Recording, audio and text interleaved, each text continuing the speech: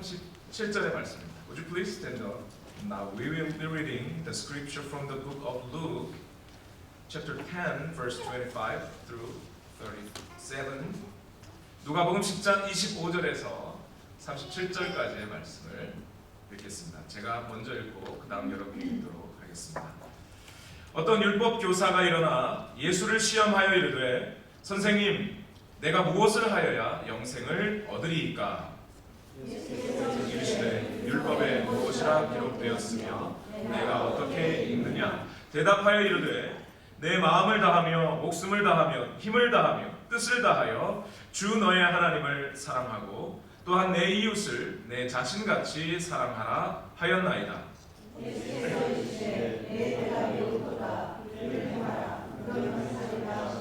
그 사람이 자기를 옳게 보이려고 예수께 여짜오되 그러면 내 이웃이 누구니이까?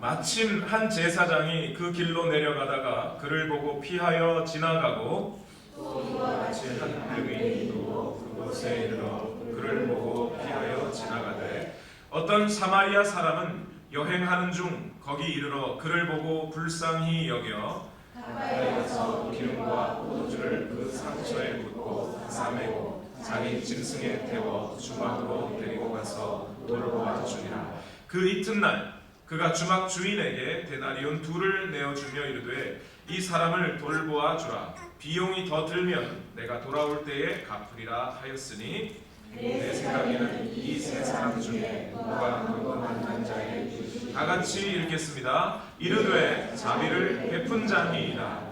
예수께서 이르시되 가서 너도 이와 같이 하라 하시니라. 아멘. You may be seated. 자리에 앉겠습니다.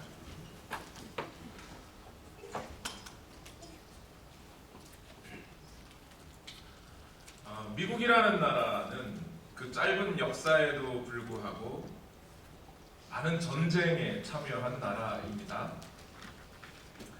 그리고 그 미국은 대부분의 전쟁에 승리하였지만 완전한 성공으로 또 완전한 승리로 이끌지 못한 전쟁이 2개가 있어요. 첫 번째는 어떤 전쟁인지 아세요, 여러분? 1950년에 있었던 한국 전쟁입니다. 미국이 완전히 승리하였다 하기는 어렵고 지금 한국과 북한은 분단 중이죠.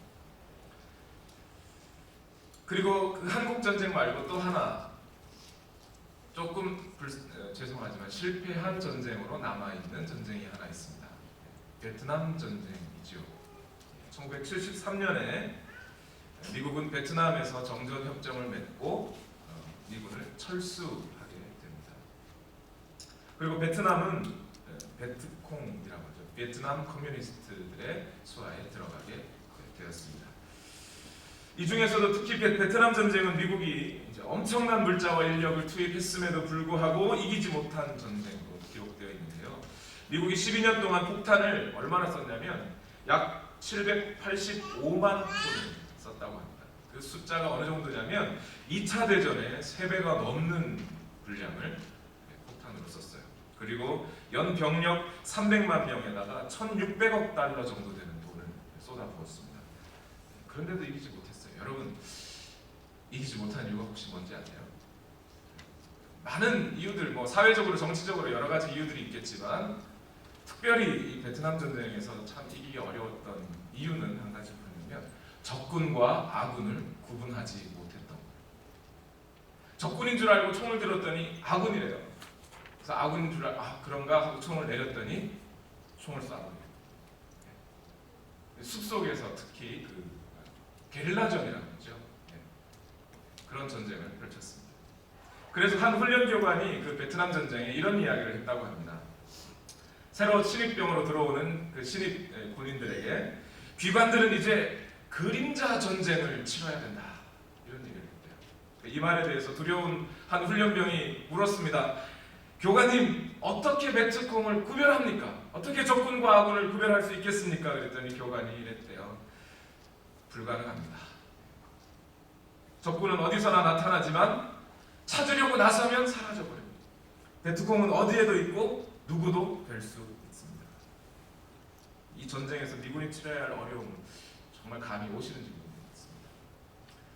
여러분, 전쟁은 이와 같이 적군과 아군을 구별하고 적군에게 총을 쏘고 아군에게는 총을 쏘면 안 되는 그것이 전쟁이에요. 그렇죠? 그렇지 않으면 적군에게 먼저 내가 총을 쏘지 않으면 내가 죽는 것이 전쟁입니다. 근데 여기서 한 가지 여러분께 질문을 드리죠. 여러분은 지금 인생에서 전쟁을 치르고 계십니까? 혹시 영적인 전쟁 이거 말이에요. 실제 생활에서, 여러분 일상생활에서 혹시 여러분의 매일매일의 삶이 전쟁입니까? 내가 지금 전쟁을 치르면서 살고 있나? 여러분 스스로에게 한번 질문해 보십시오. 내가 매일매일의 삶에서 적군과 아군을 나누고 살고 있느냐? 내 편인 사람과 내 편이 아닌 사람으로 나누고 살아가고 있는가? 누구한테는 잘해줄 사람으로, 누구는 내가 경쟁에서 이겨야 될 사람, 그렇게 나누고 살아가고 있는 건 아닌가? 만약 여러분이 내가 잘해줄 사람과 못해줄 사람, 저 사람하고는 내가 절대 지면 안 돼, 혹시 이런 생각을 가지고 살아가고 있다면 아마 지금 여러분은 전쟁을 치르고 계십니다. 그런데 그 전쟁을 치르는 사람들의 마음에 평안이 있겠습니까? 그 마음은 전쟁입니다. 내가 먼저 쏘지 않으면 제가 나를 쏠 것 같으니까 내가 먼저 어떻게든 쏴야 돼, 내가 이겨야 돼 하는 생각을 하게 된다는 거예요. 여러분 혹시 지금 매일의 삶에서 전쟁을 치르고 계십니까? 오늘 본문은 우리가 너무 잘 아는 이야기 두 개가 나옵니다. 하나님의 계명 중에 가장 큰 계명이 무엇인가 하는 말씀 여러분 알고 계시죠? 이미. 그리고 선한 사마리아인에 대한 비유, 이 두 가지 이야기가 이 오늘 누가복음 10장 25절에서 37절 말씀에 한꺼번에 들어가 있습니다. 둘 다 기독교의 진리를 한 번에 농축해서 전해주는 아주 중요한 말씀이고 너무 유명한 말씀이기도 합니다. 오늘 이 중요한 말씀을 지금 예수님은 누구와 이야기하고 계시냐면 한 율법 교사와 이야기를 하고 계세요. 이 율법 교사라고 하는 사람들은 모세의 율법을 들고 다니면서 항상 외우고 다니는 사람이에요. 율법을 완전, 그러니까 여러분 성경책에 있는 모세오경, 창세기, 출애굽기, 레위기, 민수기, 신명기가 있죠. 그 5개의 모세오경을 머릿속에 완전히 집어넣어서 외우고 다니는, 언제 어디서든지 필사해서 쓸 수 있는 사람들이에요. 이런 사람들이 주로 하는 일은 뭐냐면 하나님의 율법을 모르는 사람들에게 율법을 가르쳐주고 사람들에게 갈등이 있으면 그 율법으로 해결해줘요. 그런 일을 하는 사람이 율법 교사들이 하는 거예요. 이 사람이 예수님 앞에 나와서 질문을 합니다. 예수님, 내가 무엇을 하여야 영생을 얻겠습니까? 라고 질문합니다.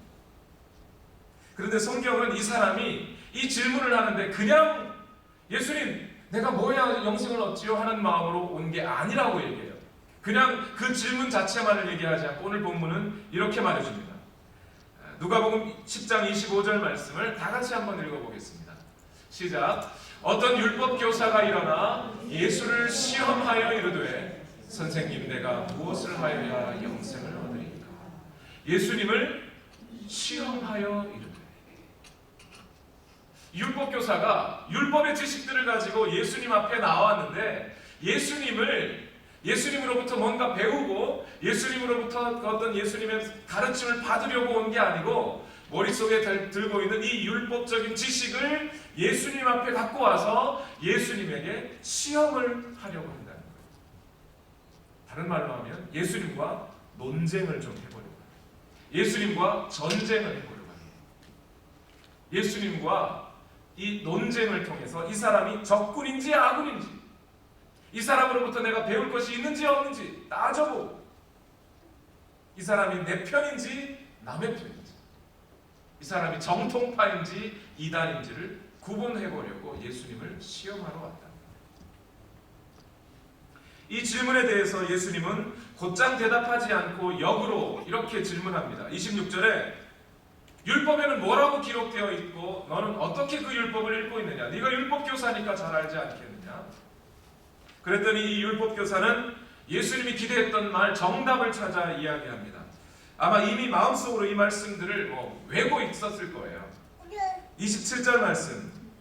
대답하여 이르되 내 마음을 다하여 목숨을 다하며 힘을 다하며 뜻을 다하여 주 너의 하나님을 사랑하고 또한 내 이웃을 내 자신같이 사랑하라고 율법에 기록되어 있다고 지금 율법 교사는 대답을 했어요. 그랬더니 예수님이 뭐라고 하시죠? 28절 말씀에 예수께서 이르시되 내 대답이 옳도다. 그 다음 이를 행하라. 그러면 살리라. 여러분 오늘 율법 교사의 대답에 대단히 영적인 통찰력이 있는 사람으로 생각하실 필요는 없어요. 왜냐하면 지금도 대부분의 경건한 유대인들은 이 율법의 내용들을 다 알고 있어요. 율법의 가장 중요한 것이 무엇인지에 대해서 대부분의 유대인들은 알고 있습니다. 신명기 6장 5절 말씀에 이렇게 기록되어 있죠. 너는 마음을 다하고 뜻을 다하고 힘을 다하여 내 하나님 여호와를 사랑하라는 말씀이 있어요. 또 레위기 19장 18절에는 원수를 갚지 말며 동포를 원망하지 말며 내 이웃을 사랑하기를 내 자신과 같이 사랑하라. 나는 여호와이니라 라고 기록되어 있습니다. 이 신명기와 레위기의 말씀을 이미 율법 교사는 머릿속에 달달달달 외우고 있어요. 알고 있어요. 잘 중요한 말씀이라고 알고 있습니다. 그래서 예수님이 뭐가 제일 중요하니? 물어봤더니 정답을 얘기해 줍니다. 근데 그 다음 말이 중요하죠. 예수님이 이대로 해라. 가서 그대로 행해라. 그러면 살 것이다. 여러분 예수님이 어떤 분이세요? 여러분 원래 근본적으로 하나님의 본체이신 분이셨어요. 스스로 자기 자신을 낮추시고 종의 형체를 입고 사람과 같이 되셨습니다. 우리에게 오셔서 우리를 대신하여 죽어주시는 분이에요. 바로 예수님 그 자신이 사랑이신 분이에요. 요한일서 4장 9절에는 이렇게 말합니다. 하나님의 사랑이 우리에게 이렇게 나타난 바 되었으니 하나님이 자기의 독생자를 세상에 보내심은 그로 말미암아 우리를 살리려 하십니다. 하나님이 그 독생자를 이 땅에 보내신 것 이 자체가 하나님의 사랑이 드러난 것이라는 거예요. 그런데 그 예수님 앞에 그 자신이 하나님의 사랑이신 예수님 앞에 율법 교사가 와서 질문을 하는데 그 율법 교사의 마음에는 이 예수님과 전쟁을 치를 마음으로 왔다. 적군과 아군을 구별하고 예수님조차도 적군인지 아닌지 구별하려고 전쟁을 치를 마음으로 왔다는 겁니다. 저는 이 대화에서 우리 인생에 대한 너무 당연한 진리, 너무 확실한 진리 한 가지를 발견합니다. 우리는 이 율법 교사처럼 머릿속으로 이미 우리 인생에서 당연한 진리 한 가지를 알고 있어요. 그게 뭐냐면 인생은 전쟁을 치르듯 살면 안 되고 사랑하며 살아야 한다는 것. 그것을 우리는 이미 알고 있어요. 그런데 여러분 자신을 다시 한번 들여다보시죠. 나는 적군과 아군을 구별하고 살고 있다. 심지어 교회라고 하는 곳에 와서조차 예수님이 사랑이라고 하고 기독교의 핵심적인 진리는 사랑이라고 하는데 그 교회에 와서조차 나는 오늘 사랑하며 살고 있는가. 심지어 내 남편도 내 아내도 내 부모도 내 형제 자매조차도 내 편인 형제, 남의 편인 형제, 내 자식 여럿 중에 이놈은 내 편이고 저놈은 남편 편이구나 이렇게 나누고 살고 있지는 않으십니까? 만약 그렇다면, 그렇게 구분하고 살고 있다면 여러분은 지금 전쟁을 치르고 계십니다. 뉴욕타임스의 베스트셀러로 소개되었고 우리나라 한국에서도 번역되었던 마음을 열어주는 101가지 이야기라는 것이 있습니다. 그 책에 보면 존 웨인 슐레터라는 사람이 자신의 어머니에 대해서 이렇게 이야기하는 구절이 있습니다. 이 존 슐레터라는 사람의 어머니는 세상을 떠나기 전에 자기 병상에 모여든 자녀들에게 아주 흥미로운 유언 한 가지를 남겼습니다. 죽음 앞의 고통 중에도 이 어머니는 의식을 차려서 자녀들에게 이렇게 말했다고 합니다.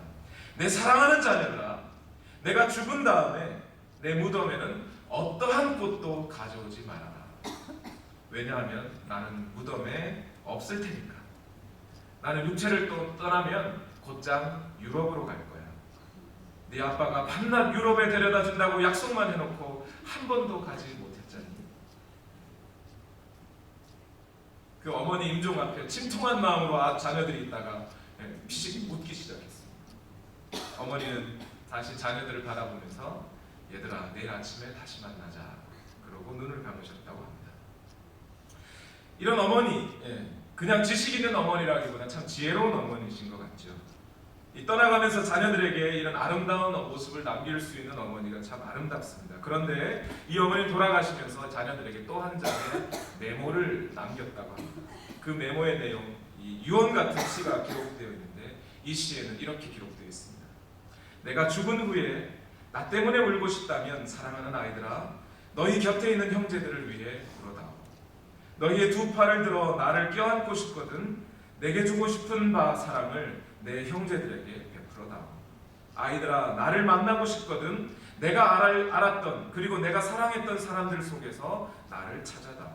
너희가 어미 없이 살 수 없다고 느끼거든 나로 하여금 너희의 눈, 너희의 마음, 너희의 친절한 행동 속에 살게 해다오. 사랑은 죽지 않는 것이란다. 그러므로 나를 대신해 내 사랑을 너희 이웃들에게 베풀어다오 라고 유언을 남기고 돌아가셨답니다. 마가복음 12장 30절과 31절에는 이 하나님을 사랑하고 이웃을 사랑하며 살아가야 한다는 이 말씀을 이렇게 전합니다. 내 마음을 다하고 목숨을 다하고 뜻을 다하고 힘을 다하여 주 너의 하나님을 사랑하라 하신 것이요 둘째는 이것이니 내 이웃을 내 몸과 같이 사랑하라 하신 것이라. 이에서 더 큰 계명이 없느니라. 여러분 인생은 전쟁을 치르면서 사는 것이 아니고 사랑하며 살아야 하는 겁니다. 저는 오늘 본문을 통해서 크게 한 가지, 인생은 사랑하며 살아야 한다는 것 한 가지를 발견합니다. 그 다음 두 번째, 오늘은 두 번째까지만 있습니다. 세 번째까지 없습니다. 두 번째로 사랑을 할 때 어떻게 사랑을 해야 할까요? 여러분 이제 예수님이 너 율법의 가장 중요한 것이 무엇인지 아느냐? 하나님을 사랑하고 이웃 사랑하는 겁니다. 그럼 가서 이대로 해라.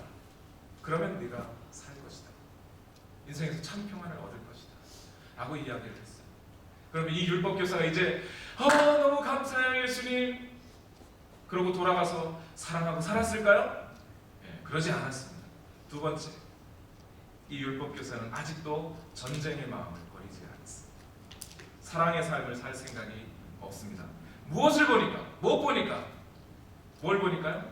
오늘 본문 29절 말씀을 보니까 그렇습니다. 29절 말씀에 다 같이 한번 읽어볼까요? 시작. 그 사람이 자기를 옳게 보이려고 예수께 여짜오되 그러면 내 이웃이 누구이니까? 하나님을 사랑하고 이웃을 사랑해라 그랬더니 이 율법 교사가 그냥 가서 사랑하면 되는데 또 어떻게 하고 있어요? 이웃과 적을 구분하려고요. 예수님 이웃이 누굽니까? 내가 사랑을 베풀어줘야 할 이웃이 누굽니까? 이 사람의 말 속에는 뭐가 있는 거죠? 내가 사랑을 베풀어야 할 이웃이 따로 있고 그러지 말아야 할 이웃이 따로 있는 것 아닙니까? 누가 이웃입니까? 자기는 사랑을 베풀면서 살았다는 거예요. 그러나 이 율법 교사는 아직도 전쟁의 마음 속에 살고 있는 거예요. 바로 이 율법 교사의 질문에 대해서 예수님은 선한 사마리아인의 비유를 말씀해주고 있습니다.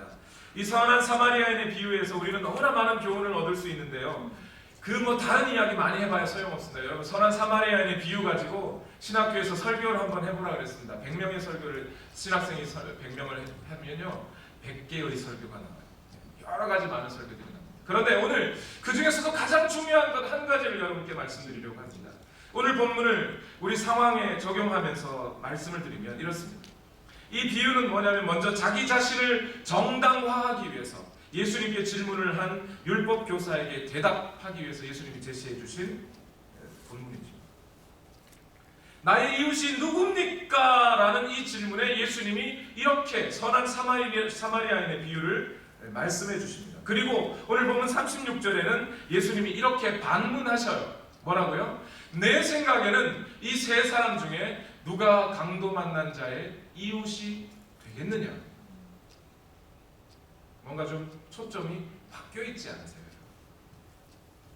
지금 예수님은 이 비유를 말씀하면서 어떤 종류의 사람이 나의 이웃이냐 를 얘기하지 않으시고 나는 어떤 종류의 사람이냐로 물으시는 겁니다. 다시 말해서 어떤 상태에 있는 사람, 어떤 사람이 나의 이웃인지 구별하지 않고 내가 이웃이 되어 주었느냐에 대해서 반문하시는 거예요. 예루살렘에서 여리고로 내려가는 길에 한 강도 만난 사람이 있어요. 그 30절에 보니까, 오늘 본문 30절에 보니까 이렇게 말합니다. 강도들이 그 옷을 벗기고 때려 거의 죽은 것을 버리고 갔더라. 그러면서 그 사람에 대해서 말씀합니까? 예수님은 그 사람에 대해서 말씀하지 않아요.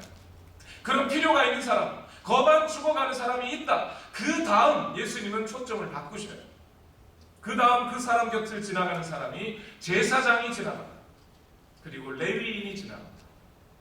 그리고 마지막으로 사마리아인이 지나가고 있습니다. 그러면서 그 사람보다는 지금 지나가고 있는 그 사람들, 레위인, 제사장과 사마리아인을 이야기하는 거예요.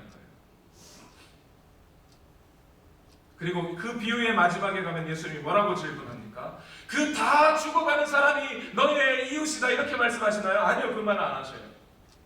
그런 질문을 하지 않고 36절에서 예수님은 율법교사에게 이 셋 중에, 그 강도 만난 자 말고 이 셋 중에, 지나쳐간 그 셋 중에 누가 이웃이 되어 주었느냐?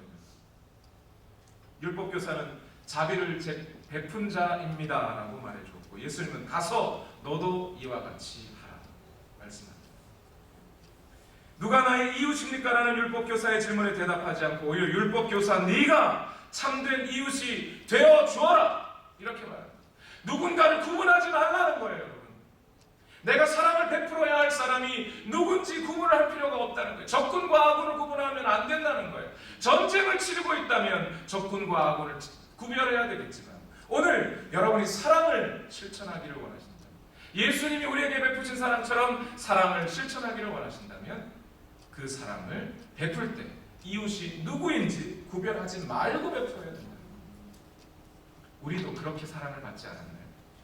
우리가 사랑을 받을 만한 이웃이어서, 사랑을 받을 만한 이웃이어서 예수님으로, 하나님으로부터 사랑을 받았습니까? 아니요, 우리는 그럴 만한 사람이 되지 못합니다.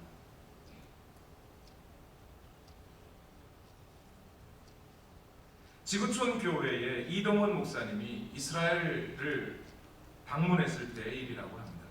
그곳에서 이 이동원 목사님은 한 유대인을 만나 대화를 나누게 되었다고 합니다.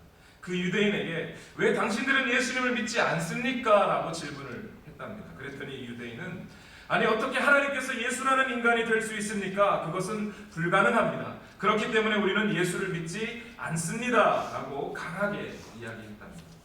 그 순간 이 유대인의 대답을 통해 이 이동원 목사님은 기독교는 절대적으로 하나님께서 낮고 낮은 이 세상에 어리석고 보잘것없는 우리들을 구원하시려고 친히 인간의 몸을 입고 오셨음을 믿기 때문에 근본적으로 유대교와는 다르구나 라고 생각하셨답니다. 그리고 그 유대인은 결코 하나님께서 인간의 몸으로 오실 수 없다고 믿고 있었죠. 그래서 목사님은 그 유대인에게 다시 한번 또 다른 질문을 합니다. 그런데 전 세계에는 당신들이 믿지 않는 그 예수님을 믿고 의지하며 그분의 뜻대로 살아가려고 하는 사람이 너무나 많이 있습니다. 그리고 그 수가 점점점 늘어나고 있습니다. 반면에 유대교는 그렇지 않지 않습니까? 그것에 대해서는 어떻게 생각합니까? 라고 물어봤습니다. 유대인이 이렇게 대답하더랍니다. 당연하지 않습니까? 기독교는 열심히 전도하니까 그렇게 믿는 수가 증가할 수밖에 없지요. 그러나 우리는 전도를 하지 않습니다. 우리 민족만 믿으면 되었지 다른 민족까지 믿을 필요가 무엇 있습니까? 라고 하더랍니다. 이웃이 누구인지 구별하고 구별하지 않는 것, 이것이 유대교와 기독교를 가르는 가장 큰 기준점 중에 하나입니다.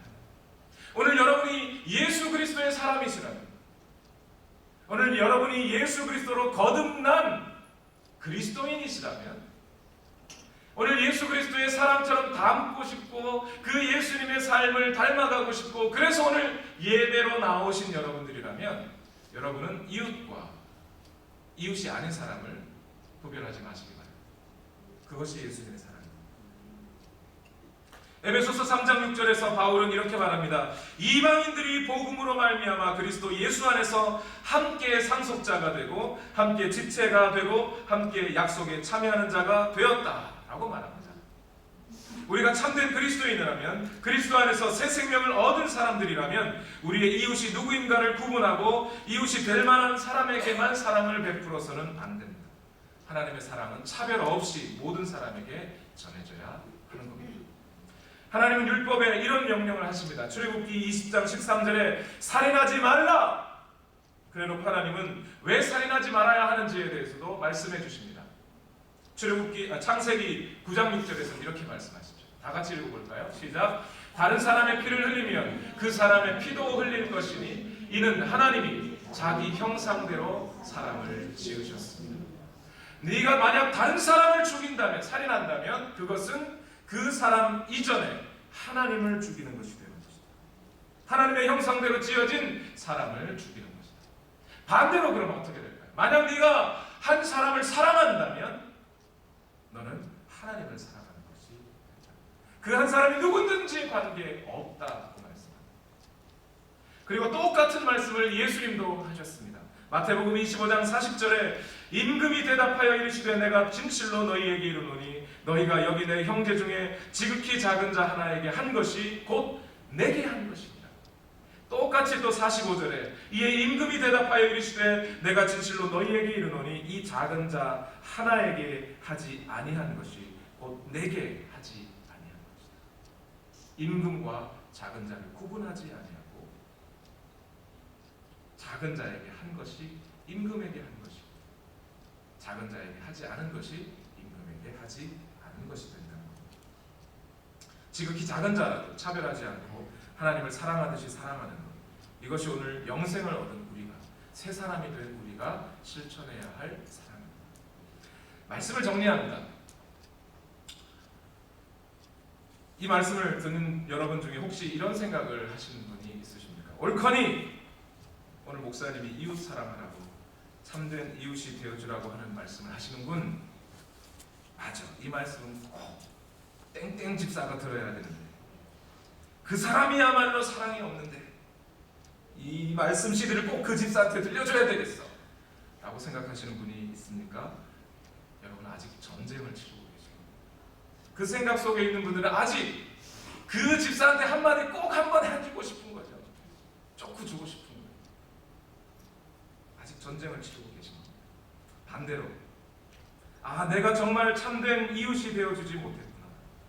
내 남편에게, 내 아내에게, 아이들에게, 부모님에게, 내 교우들에게, 또는 내 이웃에게, 정말 예수 그리스도가 필요한 그 사람들에게, 예수님을 만나지 못해 거반들 죽어가고 있는 그 사람들에게 내가 그들에게 참된 이웃이 되어주어야 하는데, 그들에게 생명이신 예수 그리스도를 전해주어야 하는데 내가 그러지 못했구나라고 생각이 드십니까? 그러면 여러분, 말씀을 잘 들으신 겁니다. 제가 처음 미국에 왔을 때 저에게 큰 도움을 준 친구 한 명이 있습니다. 지금은 한국 의정부에 있는 가능교회에서 담임 목회를 하고 있는 유현진이라는 목사입니다. 제가 세미나리에 왔을 때 이 유현진 목사가 이미 미국에 온 지 2년 정도가 되었을 무렵입니다. 제가 처음 미국에 와서 어리바리하면서 길도 모르고 말도 잘 안 되고 어디로 가야 뭘 살 수 있는지도 잘 모르는 그때 저를 식료품 가게에 데려다주고, 자기도 나름 힘들었을 거예요. 아이들 둘 데리고 공부하면서 힘든 시간 쪼개가면서 열심히 저를 많이 도와주었습니다. 저희 아들이 특히 우리 현준이가 밤에 잠을 잘 안 자요. 원래 잠이 별로 없는 아이입니다. 그 유현진 목사가 아래층에 살았거든요. 2층에서 밤 12시까지 현준이가 뛰어다니고 막 그랬어요. 아마 아래층에 쿵쾅 소리도 많이 들렸을 테고 힘들었을 텐데 불평 한마디 없이 저를 많이 도와주었습니다. 이제 하루는 제가 이 친구에게 도와줘서 너무 고맙다고, 이 은혜를 어떻게 갚아야 될지 모르겠다고 고맙다고 친구한테 이야기를 했어요. 그랬더니 친구가 이렇게 말합니다. 여기 미국 오고 세미나리에 오는 사람들 누구나 다 이렇게 힘든 시간을 보내는 거예요. 나한테 은혜 갚으려고 하지 말고 너도 여기 새로 오는 사람들에게 나처럼 해주면 돼요. 저는 이 친구의 말이 오늘 예수님의 말씀과 같은 말씀이라고 믿습니다. 만일 제가 학교에 오는 신입생 중에 어떤 사람은 이웃이라고 여기서 잘해주고 어떤 사람은 나에게 이득이 되지 않으니까 안 잘해줬다면 예수님의 사랑이 전달되지 않았을 겁니다.